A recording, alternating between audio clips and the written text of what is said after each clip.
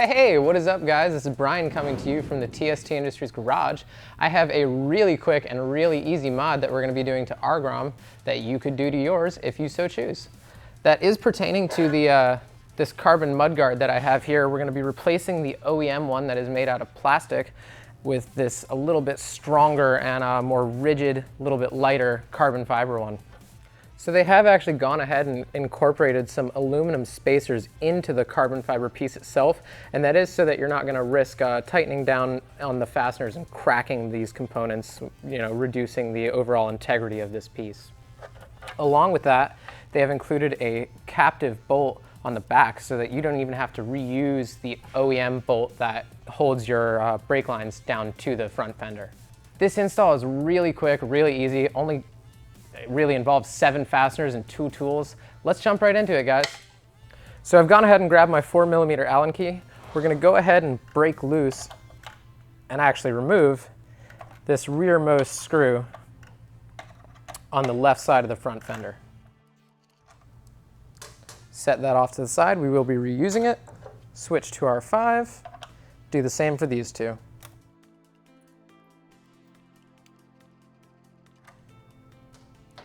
Now before I break those loose on the other side and remove them, I am actually going to switch to my 10mm box wrench and take off the nut that is keeping our brake lines attached to the front fender.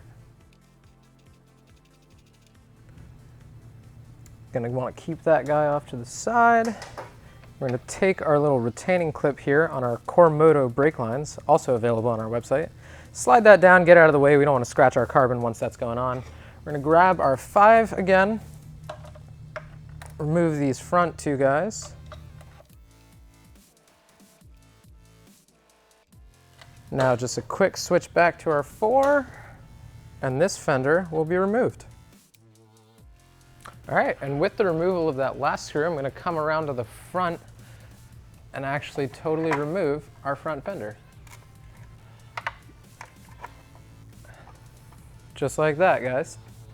Now we do actually want to take these spacers that they have included, and how we're going to do that, I'm going to use my Allen key here. I'm going to press out the aluminum insert and then take the rubber grommet out itself, because they are separate pieces. There's that aluminum insert. The grommet's going to be a little bit of trouble. So I just have a small flathead screwdriver, and I'm going to really carefully pry up under the edge of that, kind of try and get that thing to push on through. And there's one. Repeat the process on the other side. And there's 2. This we no longer need.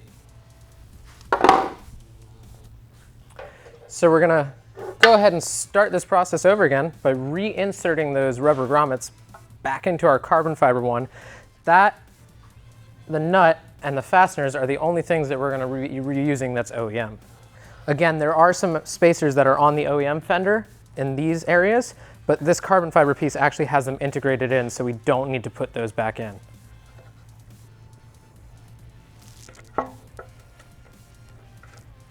One in. Spacer with the flange towards the inside. Comes right through. And repeat that process on the other side. And there's a second one. Those little rubber grommets can be a little tricky. They'll give you a little bit of trouble. They're a little bit hard. So you do want to kind of work one edge in and then use a flathead or a similar small tool to kind of work the edge up around and get that flange to expand out above the carbon. You don't want to be, really rough with this. This is a nice carbon fiber piece. We don't want to scratch it up or anything. So again, flange inserts just like that. And we are ready to go ahead and reinstall this actually now. So we're going to come back through the front, being very careful. You could even flex these ears in a tiny bit. Get it into the general position, and then I'm going to go ahead and take my rearmost fastener, turn the wheel a little bit, and I'm going to go ahead and secure this guy down.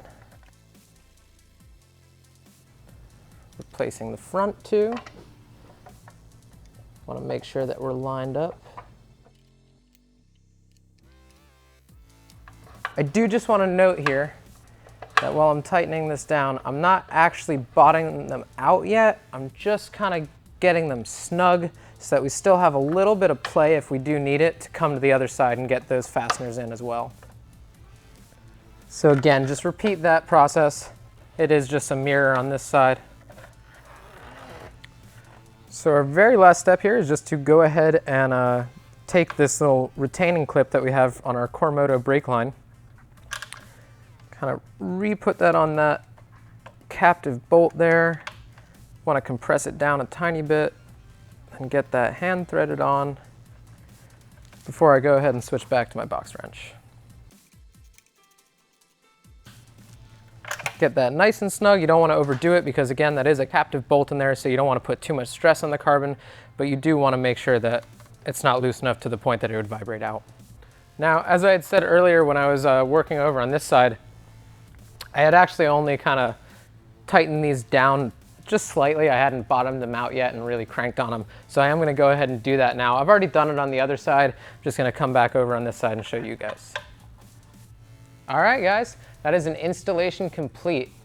The front end of this motorcycle is totally different looking. I think it has a really a racer-oriented feel to it now. I love the way that carbon makes really anything look. So adding it to a Grom can't really go wrong there. I love Grom, love carbon, so why not put them together?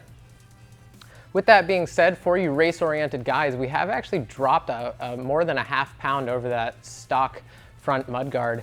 So if that is something you're looking to do, this is definitely a mod that you want to keep your eye on. If you liked any of the products that I was talking about throughout this video, or just want to kind of see more what we're about, visit our website at tstindustries.com and yeah, give us a shout out. Get out there and ride.